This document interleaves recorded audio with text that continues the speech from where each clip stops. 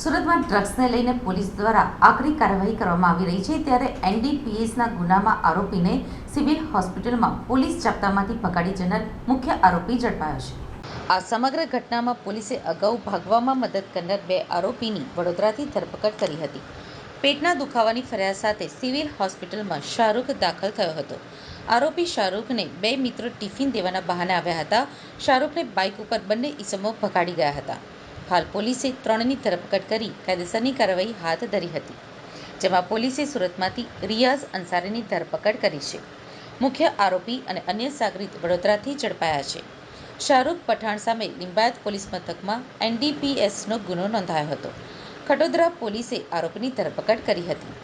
સુરતની નવી સિવિલ હોસ્પિટલમાં પેટમાં દુખાવાની ફરિયાદ સાથે એનડીપીએસના ગુનામાં સંડોવાયેલા આરોપીને પ્રિઝનર વોર્ડમાં દાખલ કરાયો હતો. આરોપી ગઈકાલે પોલીસને ચકમો આપીને ફરાર થઈ ગયો હતો. આરોપી વિરુદ્ધ સુરતમાં લિંબાયત પોલીસ મથકમાં એનડીપીએસ એક્ટ હેઠળ ગુનો નોંધાયેલ છે અને તે સબ જેલમાં બંધ હતો.